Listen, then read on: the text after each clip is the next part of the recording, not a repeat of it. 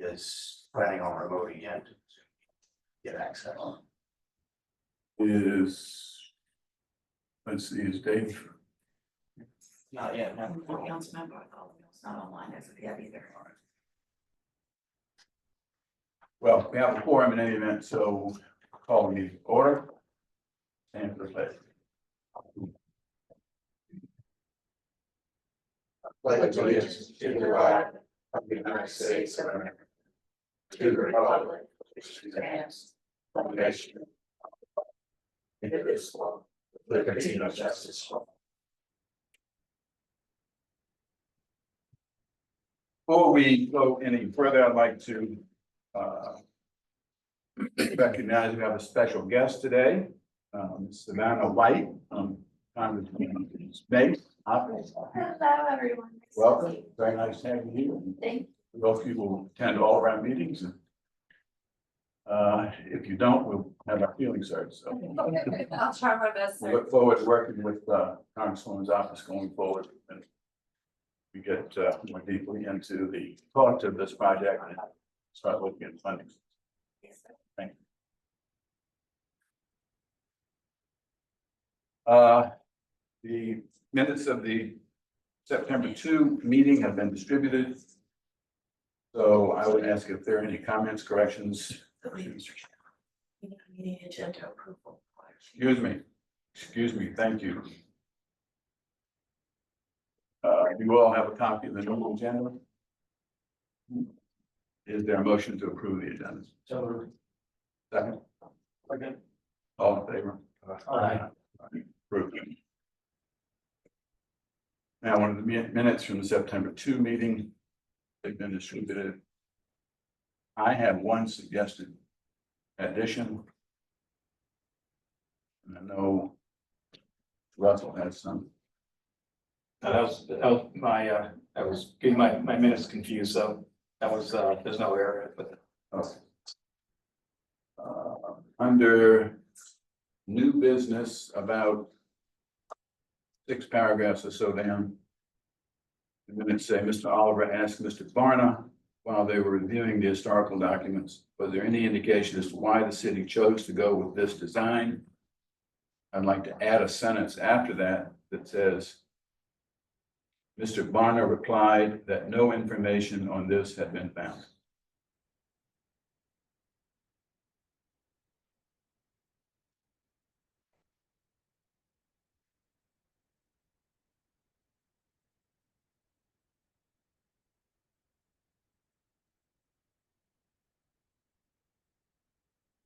And do you need a motion for that? Or for that change? Just need a motion with the amendment. And I guess Chair cannot make that motion? Correct. Okay, so I would move to add that language. I do recall that conversation. Make approval for the minutes with the changes made. Yes. That's the motion would be approve the minutes as written with addition made. So, If anything else wrong with the minutes? Anybody have any other comments related to that? If it's not, then the motion will be appropriate to approve it with the changes noted. Then we have a second. All in favor?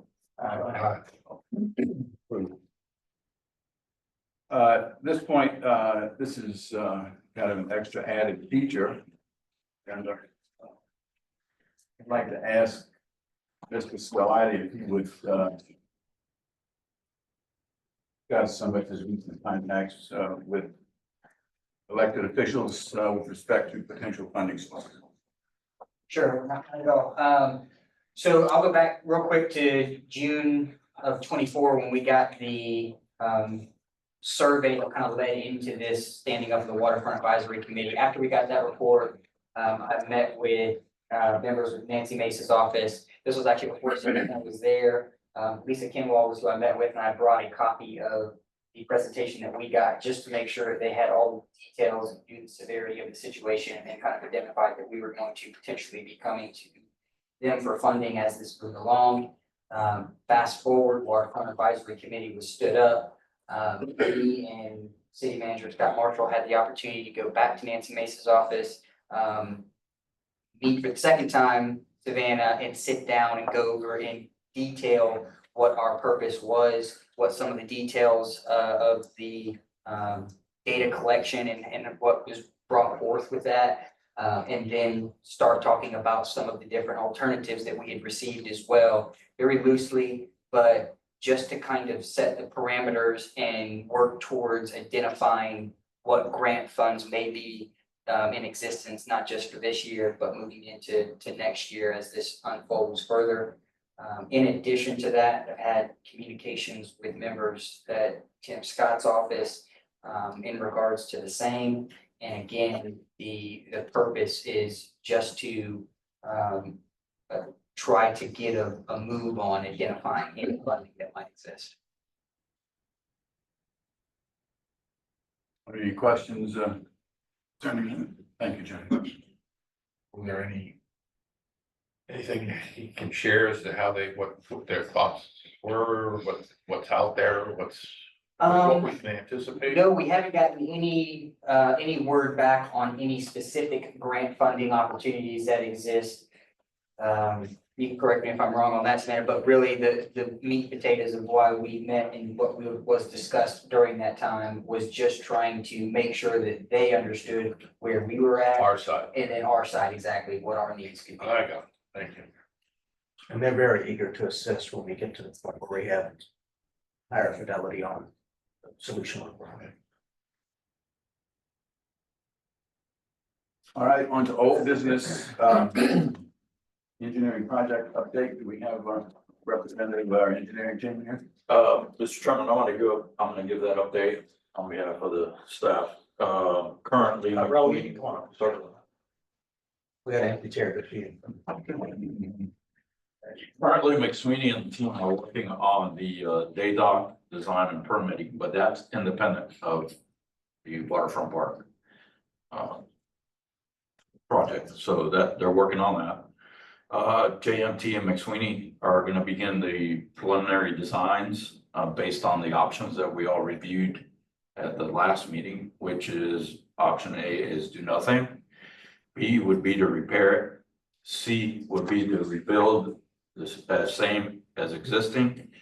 D would be build seawall and fill it in, and E would be a hybrid of one of those options. O'Quinn is currently assisting with cost estimates for these preliminary concepts that they're gonna be putting together for us.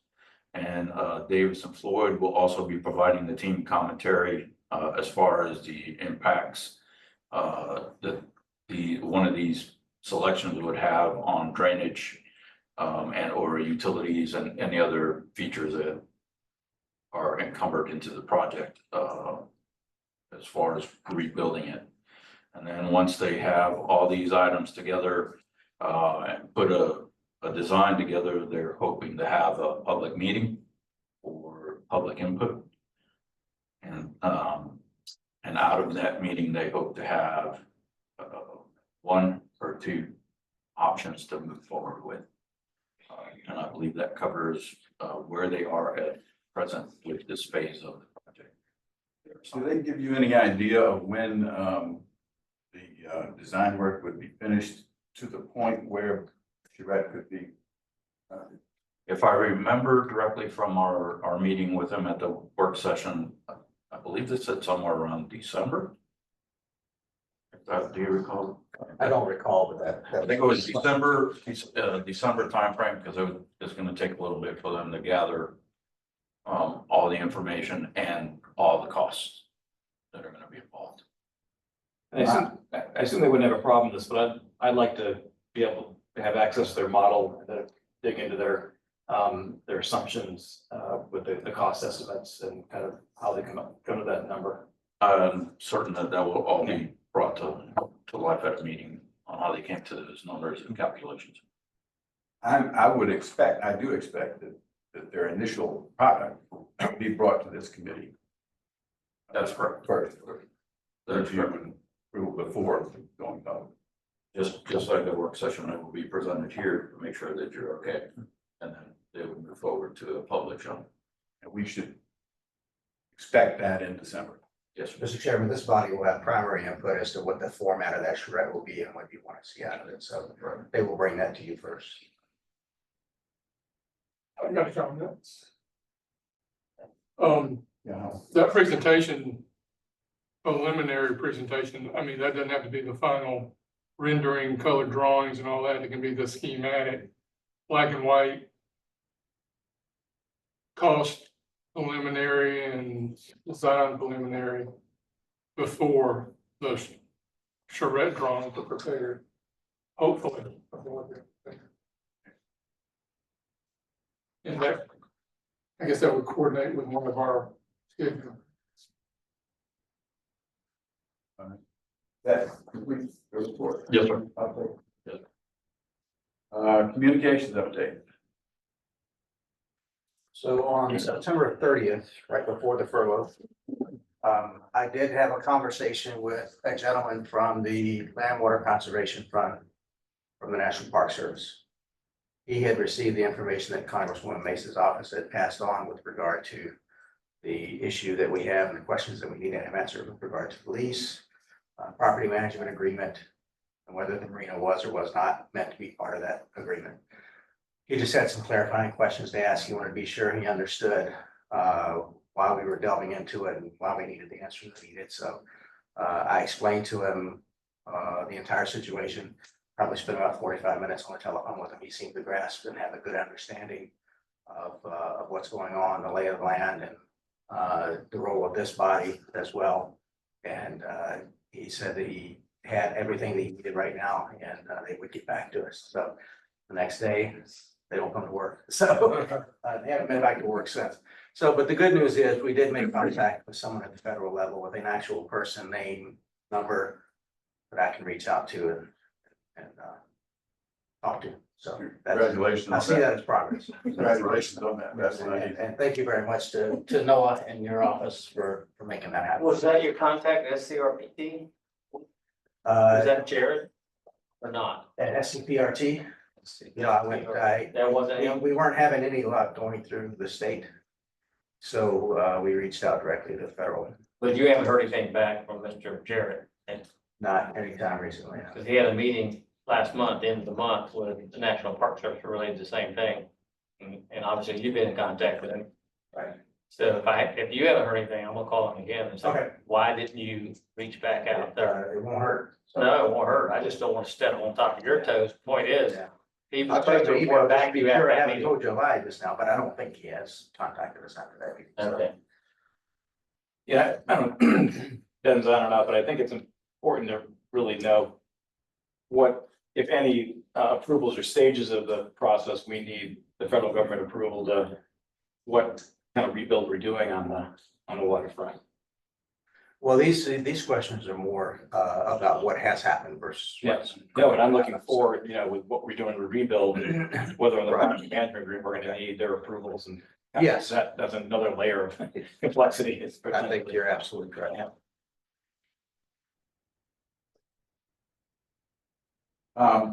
Future meeting dates, I think the last meeting we did land on.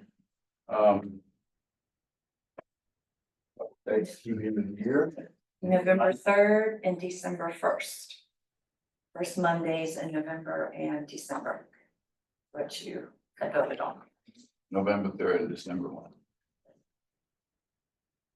I'm not sure we need to go any further than that right now, but anybody No, else just- want to schedule out? As long as they stay at 5 o'clock, it's fine with me. Those are Yeah, both. they were both at same time as this meeting.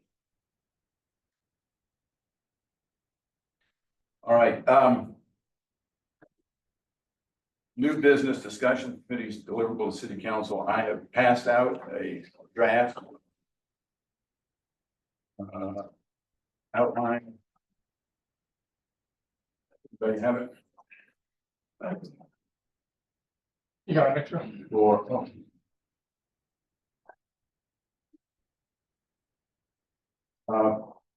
there really isn't anything right now that, that the city council doesn't know on this particular subject.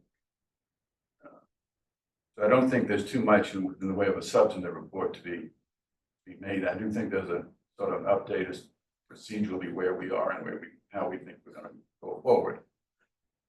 Which is the primary intent of this outline. Starts out by just reciting what council already knows about the options that the engineers are pursuing.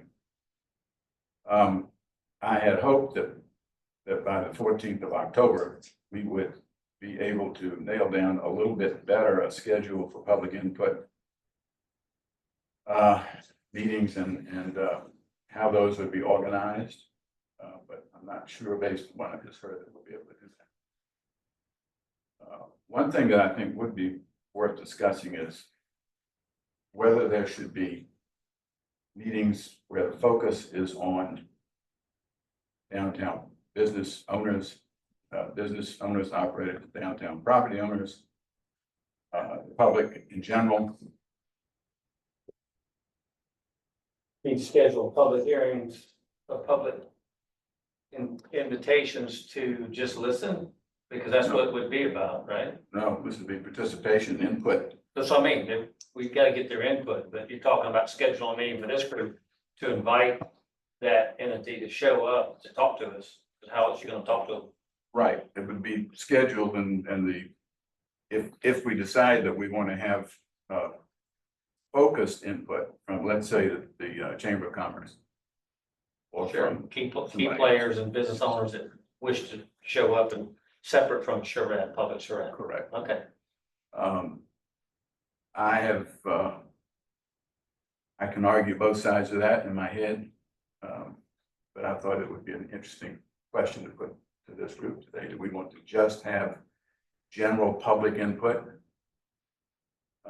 Where anyone's well, eligible to come and that's a great question, unless you're catering to one person. I suspect everybody believes they're public, so. I have a hard time scheduling a meeting because one body might think you're more important than the rest of the citizens that pay taxes in the corporate limits of the city of Cooper. Mr. Chair, can I ask this?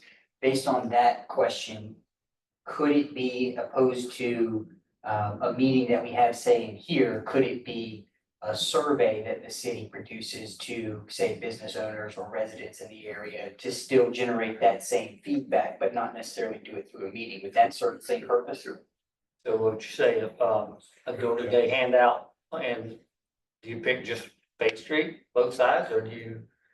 I mean, how do you see that unfolding? I mean, because it's really, to me, you announce a public meeting, a public hearing, all interested parties and property owners specifically. And because there's property owners, people who lease property, right, that run businesses downtown. And then there's the general public who use the park and want to have a comment.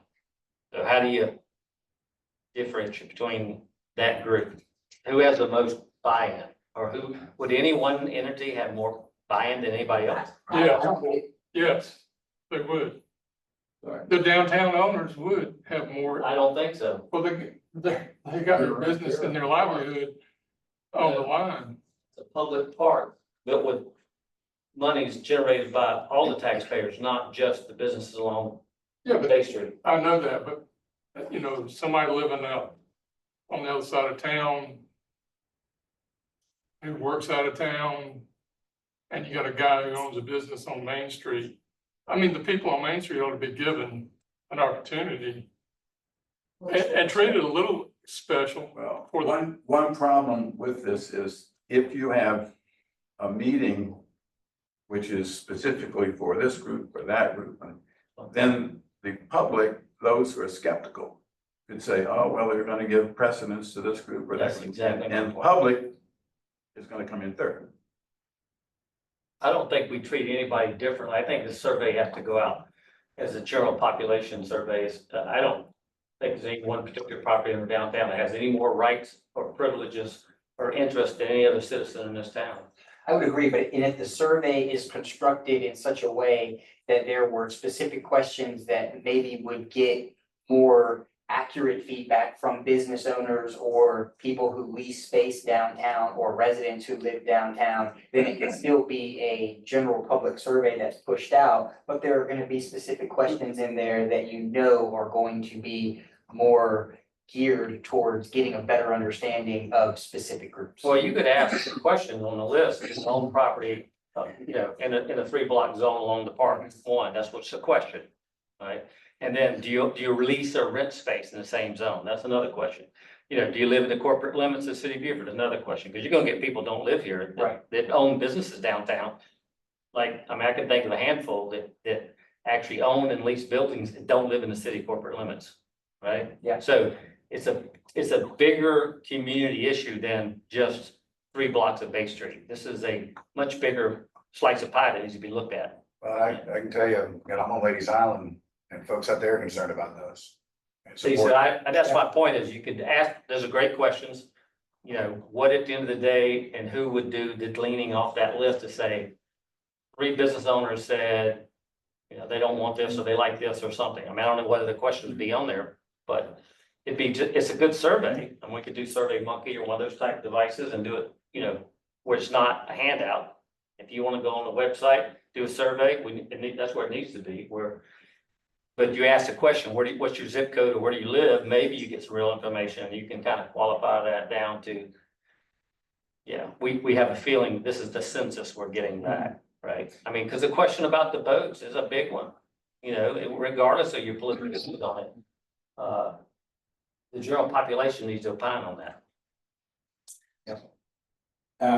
I was invited down to speak at the weekly meeting at Low Country Realty, just on kind of really what's been talked about the public meetings, but a lot of people don't tune into that type of thing.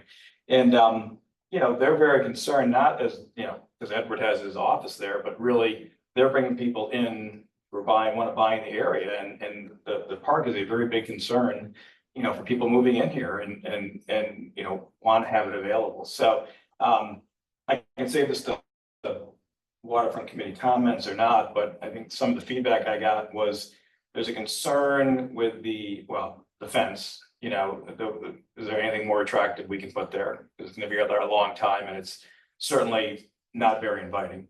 But the other thing I think with the day dock, there's a concern that that's going to be the only place to access the water. Are you going to have, once we get the ramp built, are people going to be kind of funneling down there to the water, where there's no fence, and it's, we're gonna say only people who are docking here can use it, but there's really no safety down there for crowds going down to the water there. Great question.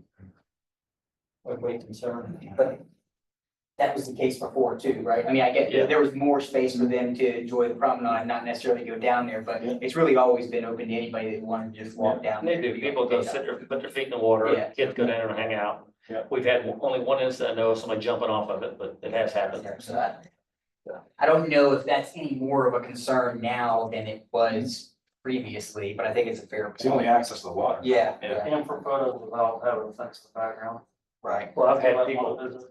I mean, it's a different subject, but let's stay on the survey if we can. I mean, how do you get your question out? How do we get that information?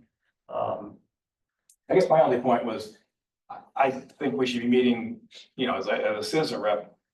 I'll meet with individuals, groups of individuals. I think part of our job is to get people's input, not what's going on, not making decisions or even give really my own personal views, but really just understand what people are thinking. And to make sure that they understand where we're at, and what Exactly. information we've gotten, and Yeah, I think it was helpful. A lot of people are not going to be listening to our meetings, and most people didn't really understand how we got to where we are and what it all means. And you get a lot of different comments, but really people just want to know. Well, I think the process is too slow, first of all. I mean, the process that we unfold here with the council meeting once a month, this should be special meetings. This should be a top priority in the city. It sort of surpass any kind of schedule.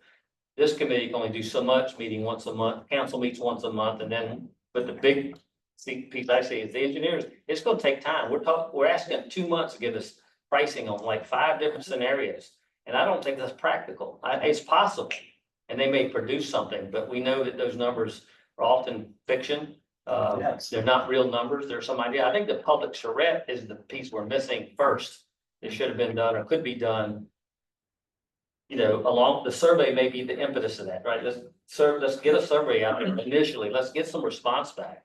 and then a public charrette, while the engineers are working on stuff, but find out if there's anything completely different than we have on our 5 bullets, Yeah. right? I mean, because the last thing I want to do is sit here for how many months we're gonna be here, and then, you know, nothing happens, or it goes completely different than what we're thinking, we're just wasting our time.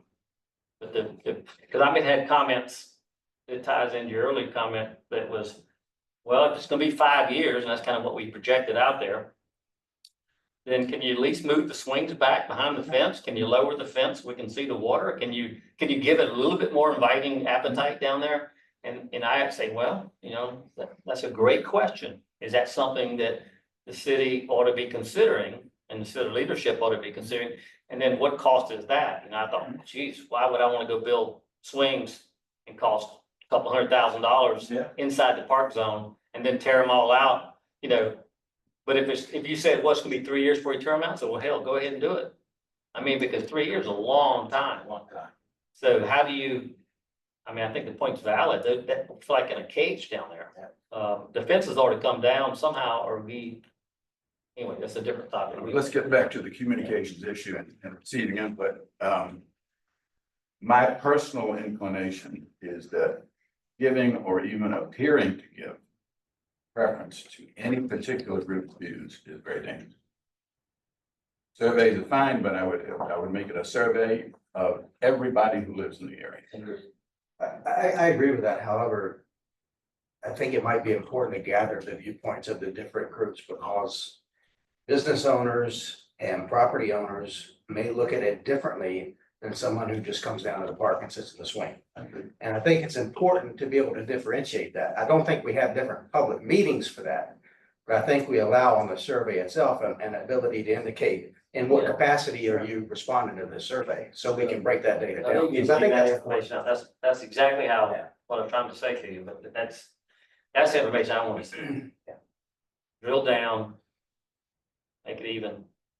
And if, you know, if we're lucky and we get 3 business owners downtown that will opine on this, building owners, not the business owners, right. the building owners. Right. The person's, they're all paying a tax, but the person's actually paying for the infrastructure down there. Would be nice to know. But So, all right, that's clear. When should we begin to gather public input, regardless of the mechanism? I think to your point, it'd be good and helpful to get that before the public charrette, because then it kind of helps determine what questions may be asked or what discussions may take place at the public charrette. well, because you also put a board up that says, you know, in a survey, you know, 30% of the Yeah. public surveyed to date, and here you can survey yourself. You can also fill out a form while you're here, but 30% of the survey to date has indicated this. And you see how that lays out. Having 100 new ideas a day is not going to be the answer to this question, right? Right. Yeah, that's a good point. What if we appoint a couple of people here to put together a survey or to work with somebody who knows how to put together a survey? And that survey comes back at our next meeting. And goes out to the public from there. Looking toward gathering input from the survey before the end of the year. I don't think, I mean, being realistic, we're not going to be looking at a charrette before January. If you feel like that would be helpful for members of the board to help that initiative, I think that's a great idea. Yeah, I think you need to figure out what information do we need from the public at this point in the process? I think we need to know, one, are there features you would like to see in the park that haven't been in the park? Are there things that were in the park that you don't want in the park? Do you want cruise ships to be able to dock there? I think the bullets they put up were the questions. Yeah. I mean, Yeah, and stay in our lane. I mean, I think the committee has some weight here, but I think the questions really are, do you want the park to be the same as it is? Point blank, that's one answer. Do you want other amenities you don't see? Another Right. question. You know, make them write some stuff. Designs. Yeah. Because Because we're not talking the whole park, I mean, we're talking such a narrow sleeve, I mean. How much more can we reimagine this? Well, it will impact the rest of the park as well. Reimagine it. Isn't it right? I think if we're going to the expense of rebuilding the platform or whatever we decide to do, it will also impact the features of the park that are just adjacent to that. And that includes the pavilion that we use for entertainment. Mike mentioned at one of the meetings before, it's used for things now. It wasn't intended to be used for when it was built. It's half built, you And know. this does give you the opportunity to come back with some. Well, if I was filled a survey out, I'd say, can you at least fix the pavilion and the entrance? You know, can you make it where Yeah. buses can unload there? One, can you make it where bands don't have to keep providing separate, you know, infrastructure to support the entertainment venue? Can you make it where festivals can use it easier? Those are the questions I'd be asking. I think we need to be aware of project creep as we go along, but I do believe if we're going to do it, we need to do it right. Yeah. I recently watched, and I meant to send it to all of you, I haven't yet, I watched a documentary, it's an 11-minute film, you may have seen it before, Mike, that the Beaufort History Museum has on when the park was built the first time. And it was fascinating to me, because all told, I think it was about a 10-year process for that park to Oh, be built. forever, and it wasn't what, it got changed on the next renovation. Yeah, right. So this gives us an opportunity to maybe correct some of those things, if they need to be corrected, we'll let the public guide us on that, so. I think that's somebody on the staff who would be willing to liaise with somebody from this committee. Sure, we have a public information officer that will help with the effort of gathering public. I'll be glad to opine email. I don't know if I can participate in any more meetings at this moment in my life, but if somebody sent me email and said, how's this look for a shell for a survey, I'd be glad to look at it, at least make a comment, you know, but I don't think I should be the only one doing that. Why can't we all get a copy of the first go around? Well, I think that's what the chairman was suggesting, that a couple of people be assigned to come up with questions, then the questions be vetted by this committee at your next meeting. Whenever you put the survey out, so. Mine is of the essence. I was just about to say, do we want to wait even another month to get that out to people? Like, will we get in trouble? You can meet as often as you want. Yeah. Well, I'm saying, will we get in trouble with FOIA if we generate that to go out without it coming here for official, I guess, vote or anything? The staff prepares it. Well, I would think that the entire committee would want to have input on it, and you can't have that input in email conversations, that's private meeting, so. Can we get it out before the next meeting?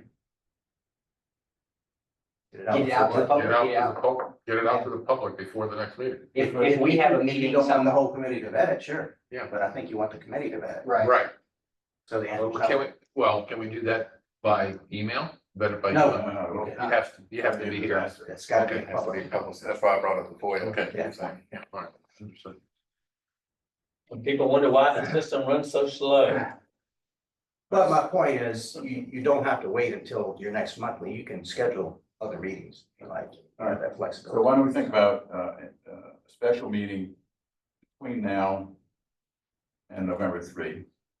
For the purpose of reviewing a draft of a survey, public survey. Not directed toward any particular group. A public survey that would be distributed by a mechanism TBD. They have a mechanism, I believe, in place already, right, Scott, that y'all have used, We have survey. survey on your Facebook, on your webpage, right? Would it do any good to put the survey in the newspaper? Weekly paper? How do you receive it back is the problem. Okay. You got it. but you could put a notification that there is a survey on the website or something. That's what I- Yeah, okay. Yeah, I'd put that out on social media at a different level, and then I would put the survey in your normal spot. And if you want to participate, and you participate. Well, instead of doing an ad, you could just have another article done about the progress of the survey, and they could include the link in the actual article, that when they post it on Facebook. Yeah. The link is embedded into the article done by Island Packet or whoever picks it up. And we'll also push it out via our notifications. Yeah. So do we want to go ahead and set a date for that meeting? Yes. 2 weeks. So I said 2 weeks from today. So to have a shell of a survey. On the 20th? 20th.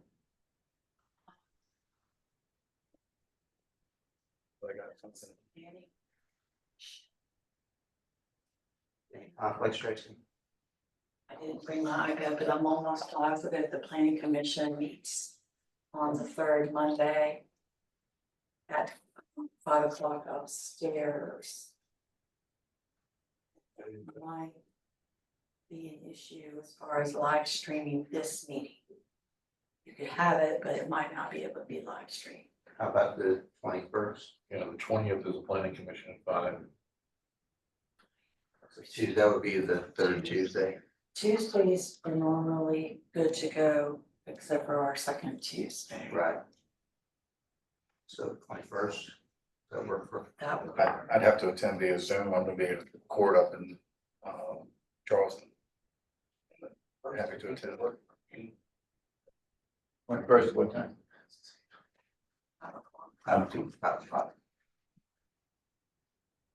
I do think as we craft the survey, that to be clear, this is not a referendum, I think.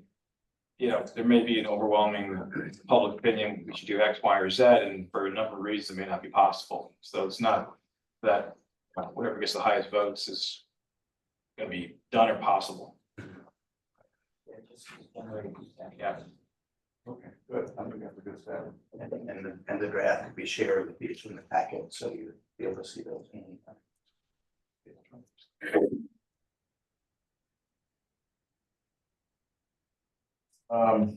Tuesday, October 21st at 5 o'clock. Send that calendar invites to everybody. So I will modify, I guess we're back on my outline here before we jumped off, the public input line to take into account, and reflect what we just discussed.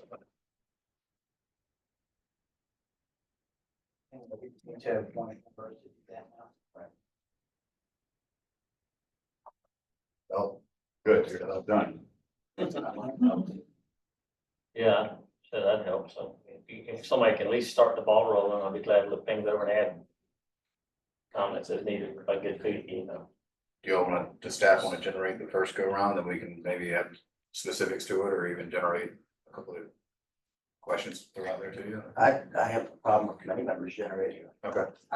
I'd be happy to start the ball on generating the draft survey to send to you and Mike. If you got time to do that, that's great. That'll start it. Because I'm thinking that we already have, 5 or 6 bullets Yeah. based on the engineer's report, right? Because that's already been put in the paper. That's kind of where we're asked them to go look at. And then I think there's probably some creative other questions that could be asked. But the basic ones are the who, what, and, where, like, are you I don't know, the basic stuff, right? Where do you live? Where do you Right. live in? So they'll design it and we'll work with staff, produce a draft, and we will consider that, at a meeting on 10/20.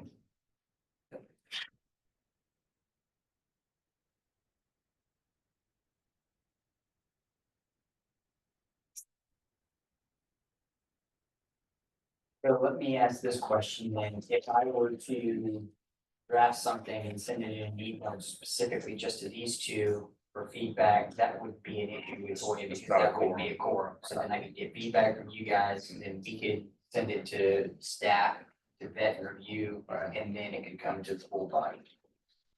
Well, there's also no decision being made either. Right.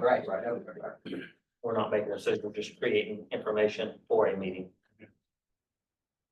Okay, so I think that, in terms of public input, that's about all we can report right now, but it's probably premature to schedule anything beyond that, I think.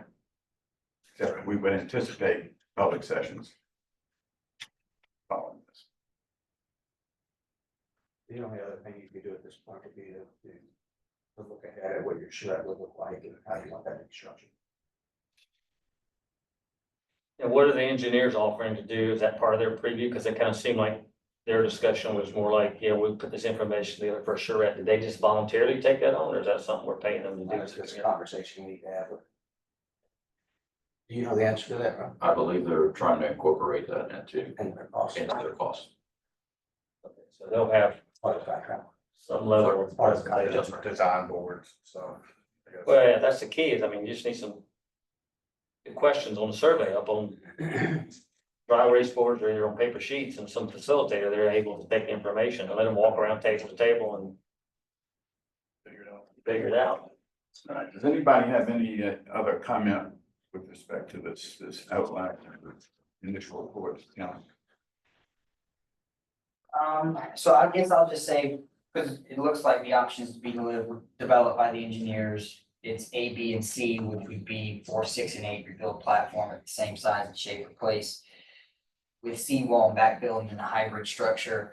So I guess I would ask just for clarification purposes, are we saying that the consensus is there's these 3 alternates on the table?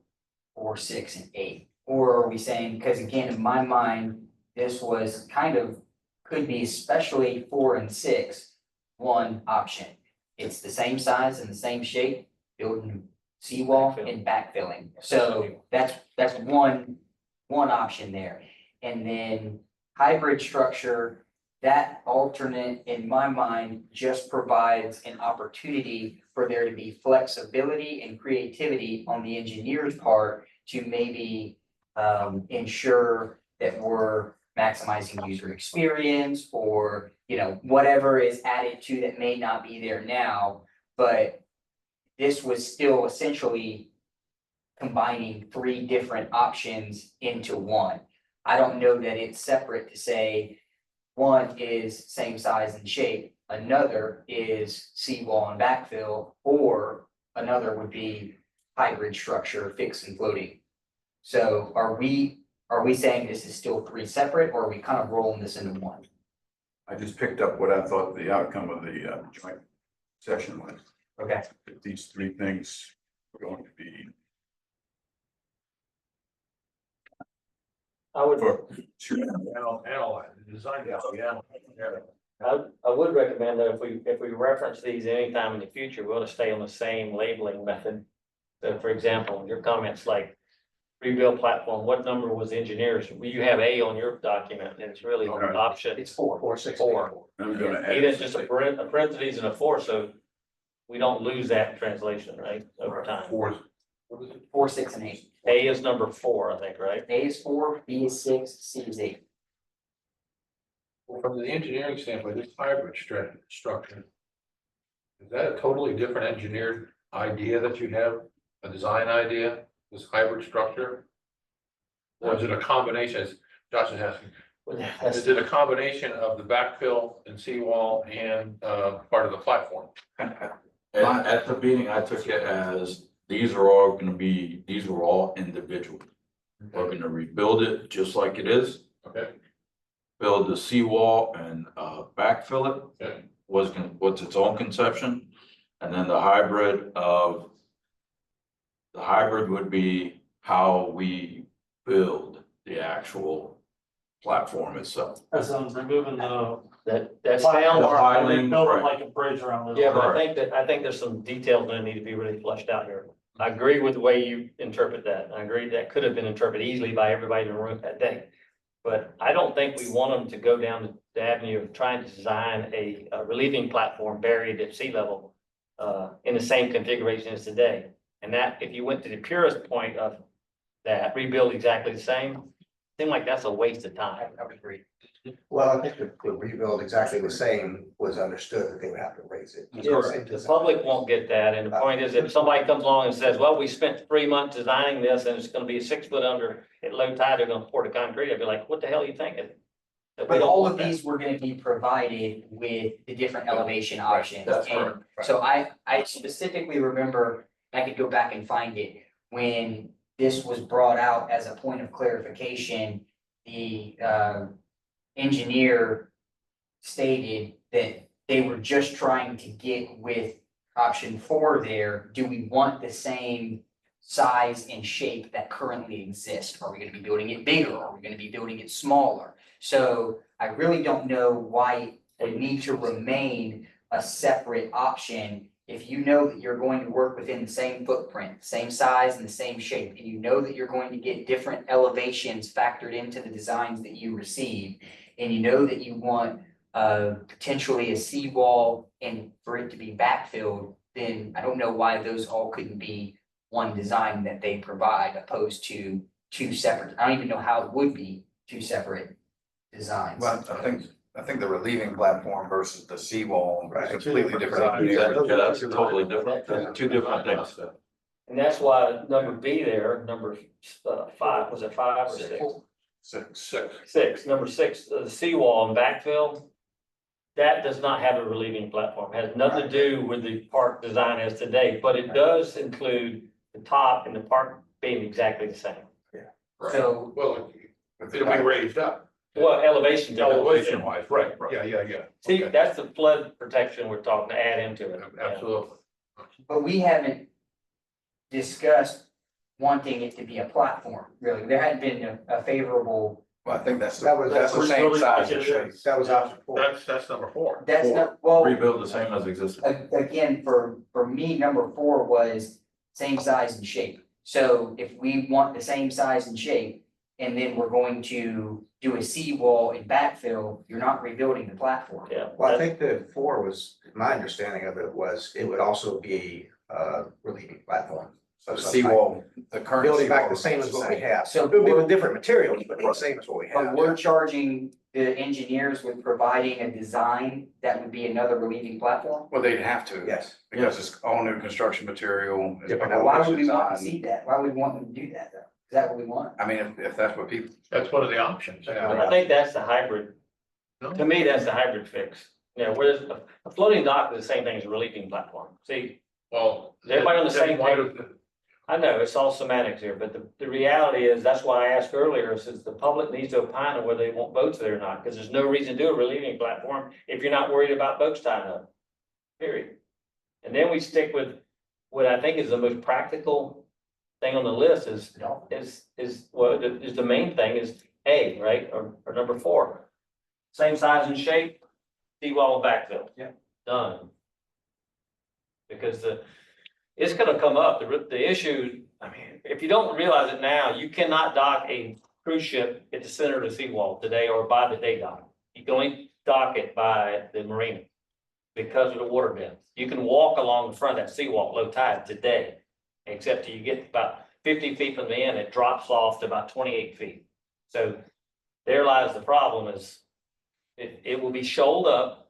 If we build a seawall, it'll shoal in. And even the deep end may eventually shoal in because of that. It'll push the channel further seaward. Because once you take that shear wall down and support it and backfill it, now the water has no way to go under it. It hits the wall, bounces off, it's gonna go back towards the middle of the river and scull out the middle of the river. So everything we do is gonna have an impact later. But we have to understand that going in. Maybe we need to ask the engineers what they think. These three These options. 3 up, yeah. That was the question in the last meeting. And that's what my interpretation of what he said is that this option was basically trying to determine if we wanted to keep that same size and shape. That's what I was advocating for, is same size and shape, seawall and backfill. But it sounds like here, we're looking to present 3 separate options, one being rebuild the platform like it is with size and shape. Right. One being replace it with a seawall and backfill, and then the other being a hybrid structure. Well, his last meeting, with the presentation, he was saying that they may not be able to do the seawall, so I think they're putting the other option in for rebuilding it the way it is with the relieving platform, because they weren't sure if that was gonna be an option to be able to do. But that goes back to the first question, because the reason that they were thinking they couldn't do the seawall was because of the critical line. But the very first question to the engineers at the last meeting was, did we get clarification on where the critical line is? That's where he brought up the email they had received that said the critical line was or more than likely at the face of the relieving platform. So to me, that almost gave way for seawall and backfill, opposed to it not being an option, because the critical line wasn't underneath the relieving platform at the My seawall. sense is that the engineers have not been optimistic about the seawall and backfill. Yeah, they have some issues with it. That's because the correct. We have not hydraulic- gotten, we have not gotten a Pretty concrete response from,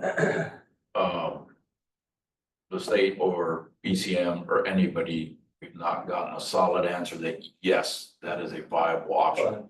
We're still on that. There's question another and piece to that, though. the problem is the depth of water, 28 feet, and the amount of material you put behind the wall dictates the engineering designs. And they said that when they open the stormwater system up, they're gonna know That's what more. they're gonna, that's what they have the answer. But the problem was that even the original design concepts, they were concerned, and I think that's what I heard, about the ability to put that much ballast underwater and hold a wall. So you have to really back brace a wall and not have kick out, especially if you have depth issues and there's hard pan down there. I mean, there's a lot of engineering pieces they gotta deal with. Right. So we're hoping they can do the seawall, but we might end up with a hybrid system where part of it's seawall and part of it's a raised platform. You know, I can almost see the deep end being up on piles and being a different type of cantilever.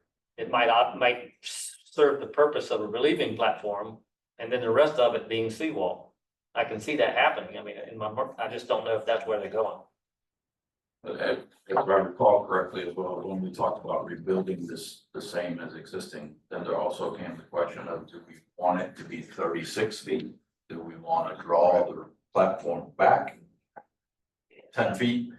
I think this So that was option Same. 5. That was option 5 where I it think was that was part of that same hybrid but mix. smaller size. Yeah, but I think when we just go through and do the survey, we've got to explain these options clearly. So that, and I know there's still some ambiguity there, but we need to try to do our best at defining the language. Well, and so that brings up another question, because I don't know that do you want to open up that can where you're having the public weigh in on the structural makeup of the park, or just the design and the amenities and that kind of thing? Because I think it is a big difference, and I don't know if you can explain it enough to where somebody would be For able a to, layperson to get it, what's that? for a layperson to understand it. Yeah, Well, I think you also run the risk of setting expectations that may not be realistic also. If you put that in a survey, people may assume, well, this can be built, and we don't know all three. I think the wordage will be things like, should we attempt to build the park back? Not, you know, Right. not finite answer, dead-ended statements. It's just like, should we do this? Should we do that? If it's possible, should we do this? If it's economic feasible, should we do this? There's all kind of questions you can put in there. I mean, I haven't talked to one person who hasn't said, fill it in, knock down what's there, put some stuff on top of it, and it's all good. So I think everyone would wanna, filled in the seawall, but I don't, again, it may not be feasible, it may be twice as much money, or who knows what. So I do think we do need the two options. the two options being the hybrid Well, I and, think it's this, one is what's supporting underneath, is it gonna be basically the way it is now, or is it gonna be dirt and a seawall? And then is it going to, look the same with that kind of infinity pool look? Are we gonna build it up 3 feet, for the seawall there? Are we gonna put a seawall, a flood wall back further, and let the water come in and out as it does now, but really have something for protection of the businesses if it really gets high? I mean, that's what I think the questions are. I mean, the hybrid, I'm not sure mentally myself what that really means. Some floating structures out, but I don't know, what that really means. you want an infinity pool? It's the way it looks now where it's just flat out there and, Right. Not a berm or Yeah. not something, yeah. Yeah, I think that's the big question. I mean, when they come back with something, if they've got a 6 foot high, I mean, we said 9 foot in general, but we haven't given a definitive answer. I mean, even though Quinn member said 7.5 feet's enough.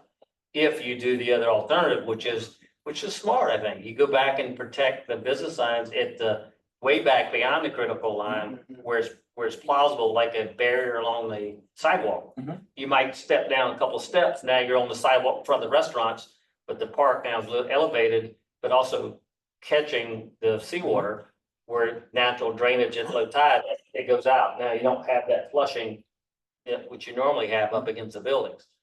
I don't know if that's even plausible, but All right, so I think that in terms of our report to the council 14th, they're expecting to see these three options as I have written them here, because this language is used. And I suspect they're going to expect that number 4 is going to be some kind of elevated platform to differentiate it from the seawall effect.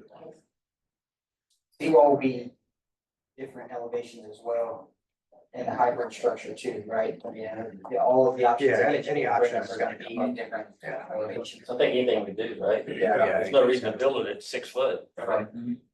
Even the idea of just a 1 foot elevation change to make it 7 at the cap of the wall. You know, that'd be better than what we're doing now. Mhm. And the So- ability, also remember the ability to increase it was also part of the Yeah, discussion, yeah. not just Right. build it. It needs to be, Lego, Right. for lack of a better term.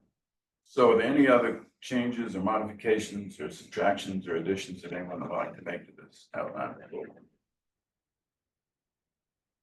Is somebody presenting this? Or you are, okay. I mean, basically, there's not much here that they haven't heard right before. It's sort of a status report, procedural, and we propose to proceed with the motion. And I guess maybe since we changed this to 4, 6, and 8, you wouldn't want D and E being all options being presented and all options to include cost estimates. That could just be like an additional note under the bottom that kind of. You're not gonna have the cost estimates by then, first of all, and then, But this would be information to council that all options will include that whenever we do the public charrette or whatever. you can get them. I think that's what this means, right? That's what they're working on, is to make sure we have those cost estimates at that time. So it won't be obviously before October 14th, but it would be before. No, it'll be when they come and present you the drawings of the options of what that's gonna look like. Correct. Which we think might be December. And so this one, we want to reflect that. And I'll confirm that for the committee and send an email on the timeframe. Should we ask, when you present to council, should we ask the government to, elected leaders to be considering some immediate options that aren't related to rebuilding the park that might make the public a little more comfortable with what's going on? We had the conversation about the swings and the fence. I don't know what you really can do. I'm not advocating any of that. I'm just thinking it's been asked. It's on a lot of people's minds, and if you keep saying it'll be 5 years, I think that seed needs to be planted in council's mind to say, y'all need to be thinking about some alternatives like the day dock access. That's one. That's a carrot. That helps. What else can we do? Because insurance wise, we can't take the risk, but that's why I asked the question about what's the elevation of the seawater under the wall if it's 0 and it can't collapse. I mean, could you open up 50% of the park? Do you get additional insurance and say, look, for this price, we'll take the risk? I mean, those questions need to be asked. Because right now, if it's silted in 100% under 50% of the park, it can't go anywhere. Even if it collapsed. The worst end is by the pavilion. So I think it's a question, I know that if I was elected official, I'm not sure I want to take that risk, but I think we ought to ask the risk management teams what that means. If we said, hey, what's the real reality here? I do have some suggestions, we'll get a committee comments. I think it goes back to the recommendations there in your reports. That really ties our hands when they say I know it it's does. safe for pedestrian traffic.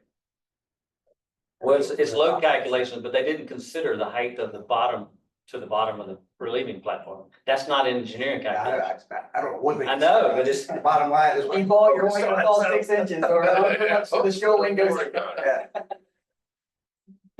Insurance companies and lawyers are people that I keep at arm's length. Which is why David's on the I other side of the know. table. Same thing. Just kidding. But that is, a lot of people will say, just can't believe that someone's gonna walk on and it's gonna collapse. I mean, if you let anyone in the public, they're gonna be like, well, this seems crazy to me, And it may not be crazy, but everyone thinks, how can it be shut off? Maybe for a shrimp fest or a water fest when there's tons of people on there, but Well, especially considering the relieving platform deck is not compromised. It's only the support piling. If there's nothing under it, I mean, if it's solid under it, it can't go anywhere. It's like a big saucer. It can't fall. And I'm like, okay, yeah, it could happen. And then we'd all be sued and the city would lose, somebody got hurt. That's the risk factor. And that's the I hard remember part. in Bill Barner's recollection of his dives underneath, the problem is he can't determine how solid it is or it's not under there. Because he can stick his arm right through the plumb line. He has Oh, I know, I know. that, so I don't know how solid it actually is. And neither do the engineers, which is why they have their recommendation. silt material is, it's nothing.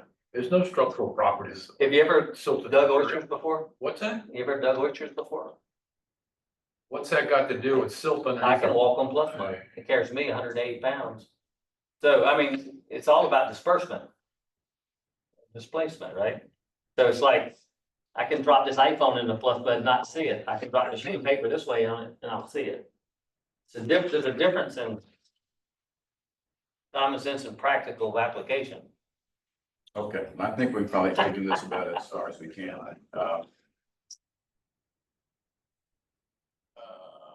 Committee comments? I do have a few, if I may, Mr. Chairman. One, I know the timeline of 5 years was a hard shock to a lot of folks. 3 to 5 was what was, but just. Well, it's going to Everybody saw 5. five, so It's going to 5. Is there anything, I guess my question or comment is there anything that we can do once we get these designs done? I want to do the design right and take our time doing that, but is there any way to speed up the permitting process? That you know, We have to know what we're permitting first. I mean, yeah, I know that, but, other thing, as far as going to the appearance, is there a way that we could take down that chain link fence and put up a series of 4x4s with rope section in front of it, like actually make it look nicer? So I'm assuming we're renting that chain link fence, so there's probably a monthly cost to have that. No. Y'all own that? Okay, so you're not ready to okay. Yes, would there be a way though to put 4x4s along the way and run rope through it? And make it look nicer? Make it look We more could. like, Yeah, yeah. Nate Farrow and I have discussed that, when this project first started, we discussed that a little bit, and the fact that this fencing may be just temporary, but they had to make do with what they have right now. What you're talking about carries an expense. And so we would have to know exactly what the design would look like, and it would not be cheap, I can tell you that. Would it be worth it if it's gonna be 3 to 5 years? Probably. It would be nice for aesthetics. I can tell you, we just had a shrimp festival over the weekend, and it didn't like to me, attendance was down a single bit as a result of that fence being up. So the attendance was not down. Right. Still use the park. Is that a safe statement? This is Linda? very safe, yes. So, yeah, the fence could look nicer, but it's not prohibiting people from going to the park and participating in events down there. Well, Benefits for they're complaining about the fence. When it comes time to construction, they're really gonna complain because they're gonna be butt ugly while they're Well, building. when we start constructing the drainage project next month, they're really gonna start it. What's that? We're gonna, When we start that drainage project and we get into the part that's gonna affect the park, they're really gonna start complaining. Right, and that's the nature of the beast. What they did at the battery in Charleston is they put basically that same fence up and put a green tennis screen on it. So you couldn't see construction. At I least we can actually see think through. it'll probably be more of a view the way that it is now than if you put some kind of a screening up there to even prevent people from seeing more. It's the breeze too, it's not just a view shed. Yeah. Yep. You really can't block it off or shouldn't block it off from view, but you do have to have security, and we've been through this before. We had the park shut down for over a year doing major renovations. Park was complete tore up, people hated it, and it was a dangerous place to be. And you have to have real secure environment when you do the construction part. Yeah. and I guess the last comment that I have, folks out on Ladies Island that I've talked to, the floating structures out there for boater traffic coming from Ladies Island seems to be, they seem to like that from what I'm getting. Say it again, the data? Because I think, one of the engineers have talked to it, not the daylight, but expanding that access along the way, because that was part of the hybrid structure, is my understanding. Oh, expanding the day dock down the frontage of the. Right, and opening up more traffic to boats coming in, like actual smaller boats coming in and tying up.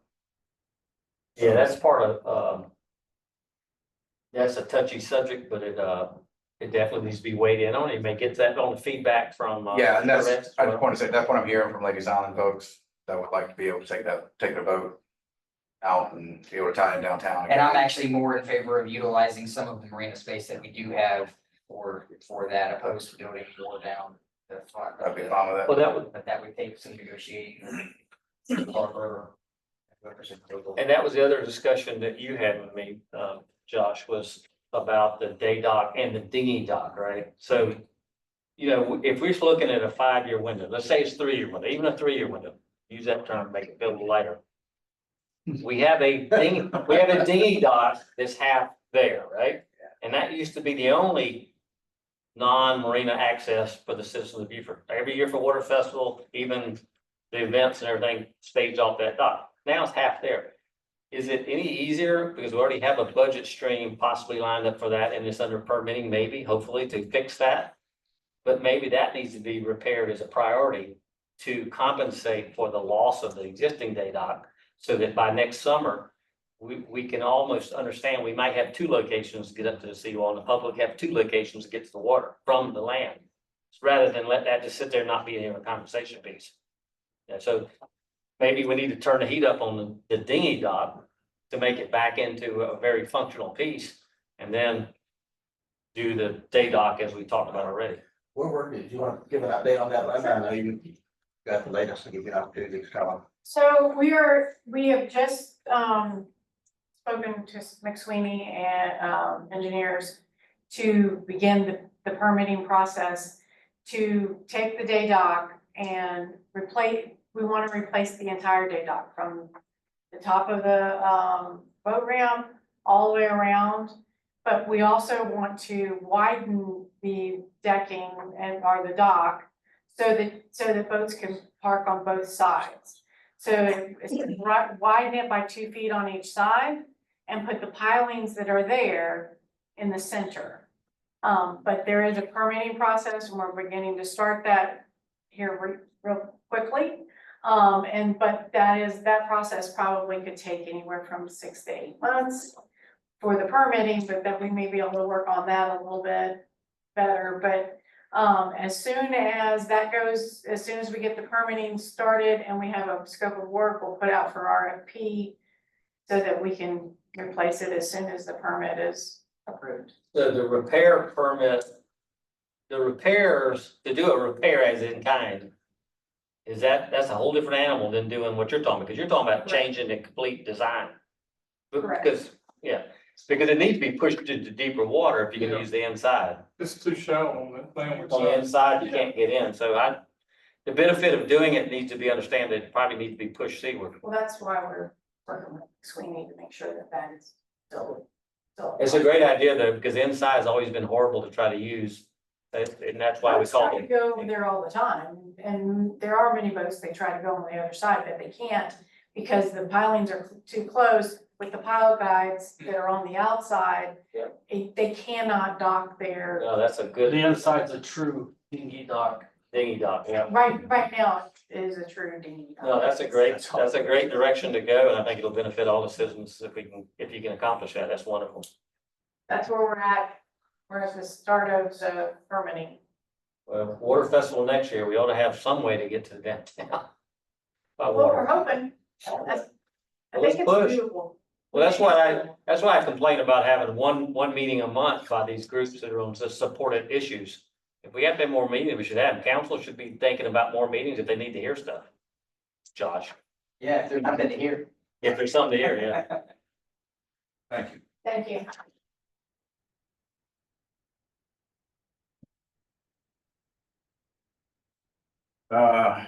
Is there public comment? I'll just add, as for the survey, we have partners, all throughout the first district, so if there's a way that we can help elevate and send that survey out, happy to do so. I'm in regular contact with all of the chambers around from here to Bluffton to Hilton Head. So happy to send that around, and then as for permitting, especially if it's a federal agency, we can potentially help expedite that situation, especially if it's something with Army Corps and they're holding something up. We can call them too. So. Very much. We've got your phone number. Yeah, and I have cards if anybody else wants my phone number too. We know where she lives by now. Yeah. Very much. Yeah. I had a comment. Yeah. I had a question. How come the alternates aren't allowed in the executive session? I cannot myself answer that. I can answer that. Question. The alternates are appointed as alternates in the event that one of the committee members can no longer serve in their capacity as a committee member. It's not on an ad hoc basis. So you're appointed as an alternate should one of the other citizen representatives no longer be able to serve. Then you would serve in that full capacity, but until then, in fact, with all due respect, even the way you've been commenting now in meetings is technically not allowed. You've been participating as a full member, but you're an alternate member. So that's why.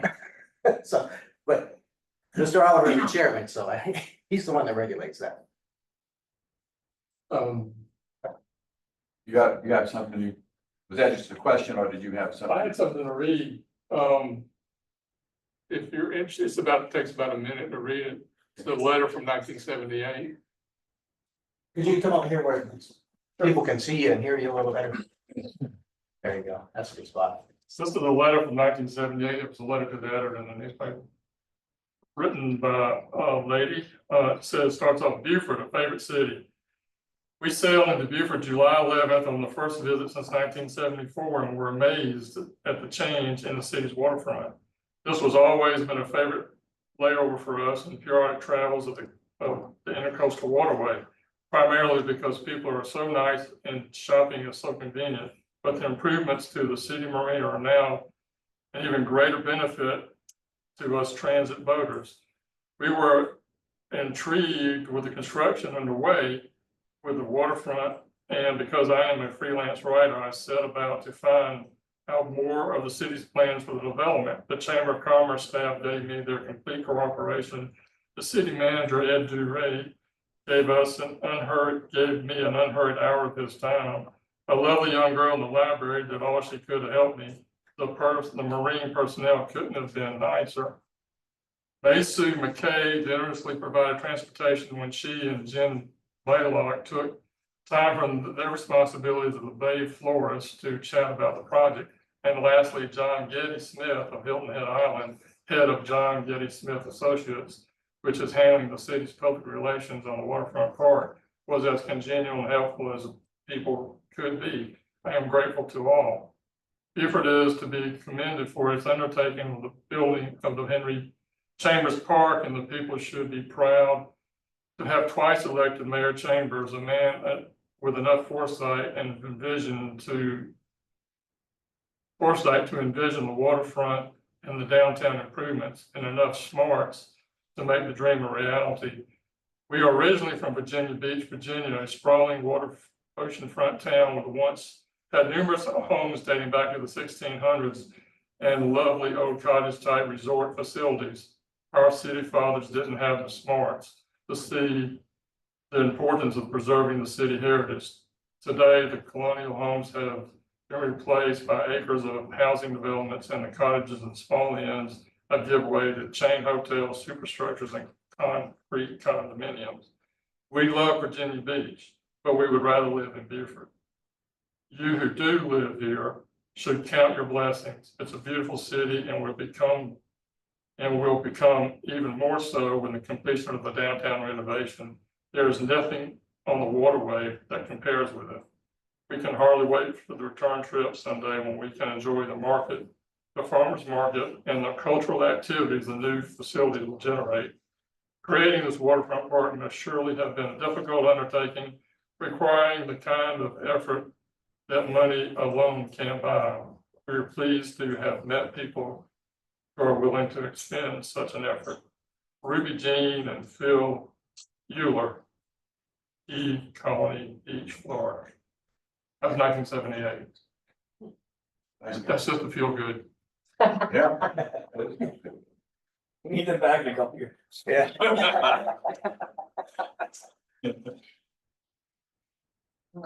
All right, at this point, is there a motion to go into executive session? Mr. Chairman, I do have a question real quick, just to confirm the question that was posed by the gentleman, or the comment that was posed by the gentleman earlier. Does the committee wish to see a black and white rendering of what is being proposed, or color renderings of what's being proposed? What's cheaper? Color. I mean, black and white. Black, white, would be cheaper, however. You don't want color, because that's just gonna cost more money that they're gonna. Well, I mean, I'm a black and white guy. Well, I don't think we ought to be given a rendition of a park, like trees and landscape. This ought to be infrastructure engineering work, that's black and white. Design. All right. Schematic. Got it. Schematic. Joe, I had a question. When we talk about looking at the design of the park, irrespective of whether it's 4, 6, or 8, or A, B, and C. Are we looking at making improvements to the park, the functionability of the park? Utilities or new layout of the pavilion and the seating area, play area for the kids, et cetera. We talk about water lines, power, changes to the restrooms. When we again talk about the park and redesigning the design of the park, are we looking at an impact on the parking lot to accommodate bus traffic, parking, entry and egress, so that the parking lot functions a lot better than it does? There's a strong issue that I want to know if we're even addressing, is the fuel storage facility. My understanding is those tanks have been underground for many, many years and are probably leaking. And when they do, it's going to be an environmental disaster and it's going to cost an arm and a leg. You think the seawall is going to cost an arm and a leg? Replacing and repairing and doing the remedial work on those tanks is going to be, is that being addressed by our engineering people? Can we answer that for you? You can answer anything. I'm just raising these Go questions. ahead and finish this. And then we talk about the marine store or the marine store. The restrooms, the boat laundry facilities, are they going to be included in this remodel, redesign of the parks? Waterfront Park, or not? And how are we going to again protect the Bay Street buildings from the backside of the Bay Street buildings from flooding? Is that part of the redesign? That last part will be addressed. Okay, My understanding is that we're not getting to all those amenity issues at this level. Okay, We're talking about just the wall. just the wall. Okay. But just so you know, all those things were spoken about in the last meeting at length. We were here 3 hours, but the point was, those are on everybody's mind. And the engineers are the ones that brought up parking lot. I brought up about the buses and the ability to get to the pavilion. All these other things are like long-term city goals and issues have been studied for years and years and years, including the fuel tanks that are already in the works. But yes, and Josh wanted to bring in even the marina repairs and renovation as part of any funding that we might do for the greater part of the park as we look for funding. So all those same questions are asked. The engineers specifically said that's too soon to get in the weeds for the part we're asking them to do, to be talking about where the water line goes, how much water, sewer, those kind of things. Which I think there has been enough studies done in the past to where if there were funding opportunities that existed to where we could roll some of that in, we could pull from the previous data that we have, but the engineer's focus now could be structural for, yeah. Okay. And if I may, I think Davis and Floyd is looking at the utility side of things as well. That's a great question. But I do think a lot of this has to be talked about now, though, because, you know, I'm a firm believer in the golden rule that the man or woman with the gold makes the rules. And I think if we want, you know, when we apply for grants, I think we want to say, this is what We should go for the this is max. what we want, Yeah. you know? And this That's is why why. it's based on Yeah. what funding opportunities exist. And that's why we're having these conversations way in advance, to start getting that out there. But I think the smaller stuff is part of the whole pot, you know, that Sure. we're going after the grants. So. Well, it's like, I mean, the simple one is, if you're gonna have a cruise ship come in, I'm not saying you are. Are you gonna have water supply and sewer for them? I mean, those are real basic fundamentals, but until we answer But the. beats of garden holes kept going out. I know, but that's. But again, that goes back to the comment I made in the last meeting too, is if it is economically feasible for us to build to that, then we need to, even if this council and the community of today does not want a cruise ship tying up or whatever it is, I think we need to build it to accommodate that if we can, this 100%. way, the folks that come behind us 10, 15, 20 years from now, if they want that, the option exists for them. Exactly. Yeah, my number one rule is gotta be built with least maintenance in the future as possible. We can't keep doing this. I'll second that. I can't vote. Right, so I guess all of your points are on the table. Yes. They are not gonna go off the table. They just, at this point, they're not gonna be in the engineering. Great question, Joe. Thank you. Yeah. Thank you. Okay, is there a motion at this point to take this meeting into executive session? I move that pursuant to Title 30, Chapter 4, Section 70A2 of the South Carolina Code of Laws for the purpose of discussions or negotiations incident to proposed contractual arrangements and receipt of legal advice relating to matters covered by the attorney-client privilege, we move to executive session. I'll second that. All in favor? Aye. At this point, the meeting will go into executive.